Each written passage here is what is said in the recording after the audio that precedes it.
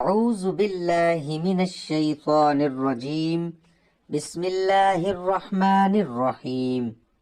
محترم بھائیوں، دوستو، انسان کامیاب ہونا چاہتا ہے اور کامیابی کے لیے دوا کے ساتھ دعا کی ضرورت پڑتی ہے۔ وظائف آپ کی زندگی میں یہ اہم اور خوبصورت کام نہایت احسن طریقے سے انجام دیتے ہیں۔ دوستو، آپ نے ایک اور اہم کام یہ بھی کرنا ہے کہ آپ نے جب کبھی دعا مانگنی ہے، دعا میں آپ نے ہمیں ضرور یاد رکھنا ہے۔ محترم بھائیو، آج آپ کو نماز عصر کے بعد کا ایک وظیفہ بتانے والے ہیں، جو وظیفہ آپ نے بعد نماز عصر کرنا ہے، اور یہ وظیفہ کرنے سے انشاءاللہ آپ کے من کی مرادیں پوری ہوں گی۔ اس حوالے سے اگر آپ کو کامیابی چاہیے یا آپ اگر خدا نخواستہ لگاتار ناکامی سے دوچار ہوتے آ رہے ہیں تو انشاءاللہ العزیز وہ ناکامی کامیابی میں تبدیل کر دی جائے گی۔ اور یہ وظیفہ بنیادی طور پر ایک ایسا عمل ہے جو کہ عصر کی نماز کے بعد آپ نے کرنا ہے، اور 33 مرتبہ آپ نے اس کو پڑھنا ہے۔ اور اس کے اندر آپ نے پڑھنا کیا ہے، جس بات کے بارے میں آپ کو بتا رہا ہوں، یہ بنیادی طور پر حضرت محمد مصطفیٰ صلی اللہ علیہ وآلہ وسلم کی ذات اقدس پر نازل ہونے والے قرآن حکیم کی ایک آیت مبارکہ ہے، اور اس آیت مبارکہ کو آپ نے 33 مرتبہ اول و آخر درود پاک کے ساتھ پڑھنا ہے۔ ایک چیز کا یہ خیال رکھیے گا کہ درود پاک آپ جو پڑھتے ہیں، ہمیشہ درود پاک آپ نے نماز والا پڑھنا ہے۔ جب درود پاک کا ورد پڑھتے ہیں تو آپ کو فائدہ یہ ہوتا ہے کہ اللہ تبارک و تعالی آپ کی ذات پر 10 مرتبہ رحم فرماتا ہے۔ یہ باقاعدہ فرمان میں بتایا گیا کہ جو 1 مرتبہ درود پاک پڑھے گا، اللہ تبارک و تعالی اس پر 10 مرتبہ رحم فرمائیں گے۔ تو آپ نے یہ خوبصورت آیت مبارکہ 33 مرتبہ پڑھنی ہے۔ بعد نماز عصر اس کے لیے آپ دیکھیں ایک اور اہم اور زبردست بات جو آپ کو میں بتاتا چلوں، وہ یہ ہے کہ آپ کو خود معلوم ہے کہ اگر آپ نے اس کی شرائط کو پورا کرنا ہے اس وظیفے کی، تو آپ کو نماز ادا کرنی پڑے گی۔ لہٰذا نماز ادا کرنا جو ہے وہ آپ کے لیے بہت اہم ہے، کیونکہ نماز اس وظیفے کی شرط ہے۔ نماز اس وظیفے کی شرط یہ ہے کہ آپ نے عصر کی نماز کے بعد کرنا ہے۔ تو فجر، ظہر یہ بھی آپ لازمی پڑھیں گے، پھر آپ عصر کی نماز ادا کریں گے، پھر آپ مغرب کی نماز ادا کریں گے، پھر آپ عشاء کی نماز ادا کریں گے۔ تو 5 وقت کی جو نماز ہے وہ آپ نے لازمی ادا کرنی ہے، تاکہ آپ اس وظیفے کے حسن کو برقرار رکھ سکیں۔ حسن اس کا ویسے ہی الحمدللہ بہت زیادہ ہے، لیکن جب آپ لگاتار نماز کی بھی پابندی کرتے ہیں تو اس سے آپ کو فائدہ یہ ہوتا ہے کہ اللہ تبارک و تعالیٰ کے پاک نبی حضور اقدس صلی اللہ علیہ وآلہ وسلم کی نسبت سے اور ان کی زلفوں کا صدقہ آپ کی زندگی مزید آسان ہو جاتی ہے۔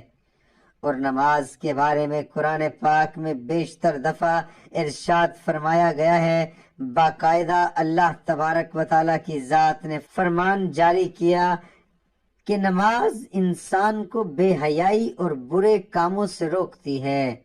لہٰذا اگر آپ بے حیائی اور برے کاموں سے رکنا چاہتے ہیں تو آپ نماز ادا کریں۔ نماز مقررہ اوقات میں فرض ہے۔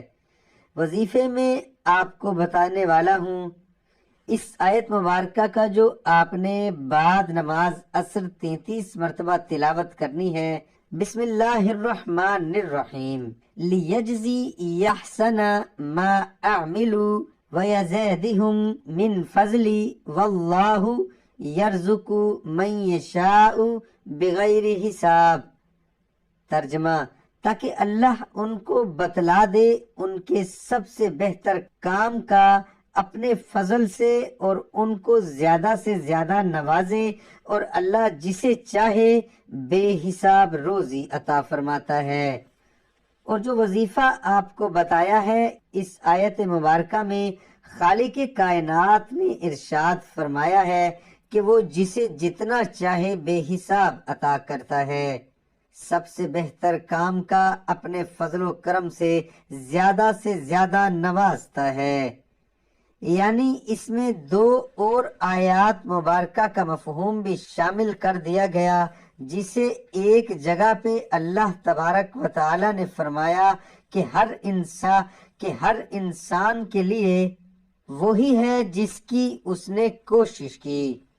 تو اگر کوئی شخص کوشش کرتا ہے کسی چیز کے لیے، تو خالق کائنات اس کوشش کے بدلے اس شخص کو اتنی ہی فیسلٹیز فراہم کرتا ہے۔ اور اگر کوئی شخص جو ہے وہ اللہ تبارک و تعالیٰ کی ذات اقدس سے دعا مانگ کر کوشش کرتا ہے، تو اس کا مطلب یہ ہے کہ وہ دانستہ طور پر شکر بھی ادا کر رہا ہے۔ تو باقاعدہ خالق کائنات نے اس پر آیت مبارکہ نازل فرمائی ہے کہ اگر تم شکر ادا کرو گے تو تمہیں اور دیا جائے گا، لہذا شکر ادا کرنے کا جو عمل ہے وہ اس کے ساتھ اتنا ہی اہم ہے جتنا اہم شکر ادا کرنے کے ساتھ ساتھ ہے۔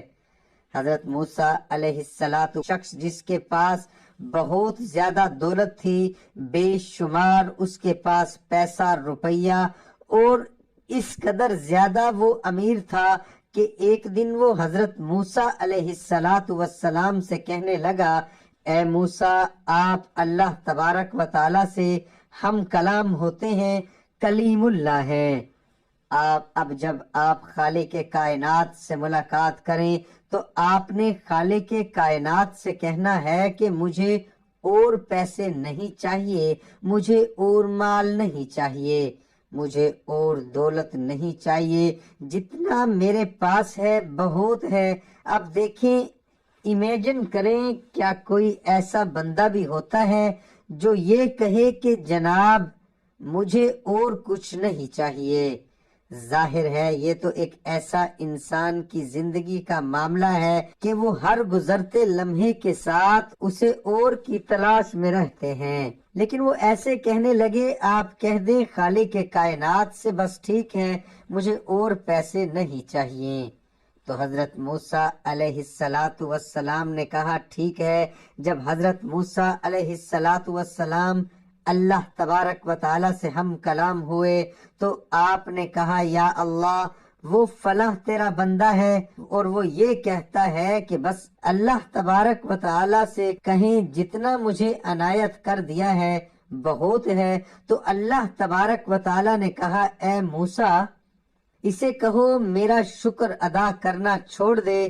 اللہ اکبر، مہنگائی میں شکر ادا کرنا چھوڑ دے۔ جب آ کے اس بندے کو یہ بات بتائی تو وہ جناب اس نے فوری طور پر یہ کہا، یہ میں کیسے کر سکتا ہوں، میں تو اللہ کا شکر ادا کرنا نہیں چھوڑ سکتا کہ اس نے مجھے اتنا عطا کیا۔ جب شکر کا یہ معاملہ چلتا رہتا ہے تو الٹیمیٹلی آپ کی زندگی میں کسی بھی حوالے سے اگر کوئی دقت، کوئی پریشانی، کوئی مسئلہ ہوتا ہے، اس کا حل پاسبل ہو جاتا ہے۔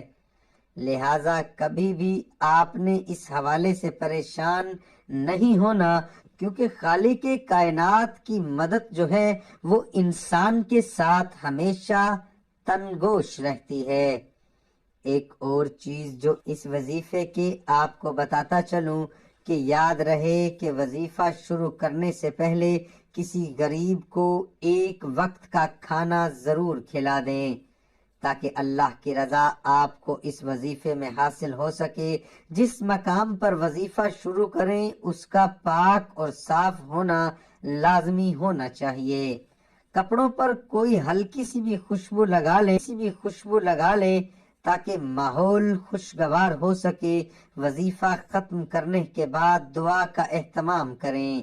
اسی ترتیب سے اس وظیفے کو آپ نے 21 دن کرنا ہے، جس میں ہر روز آپ نے بعد نماز اثر 33 مرتبہ یہ آیت مبارکہ جو آپ کے سامنے پیش کی گئی، اس کا آپ نے وظیفہ کرنا ہے، ورد کرنا ہے۔ اور اس کے بعد آپ نے پھر دوبارہ حضور اقدس علیہ السلام کی ذات اقدس پر درود پاک پڑھ لینا ہے، نماز کا اہتمام کرنا ہے، نماز قائم کرنی ہے۔ دعا ہے کہ اللہ تعالیٰ میرا سنانا، آپ کا سننا اپنی بارگاہ الہی میں قبول اور منظور فرمائے، آمین۔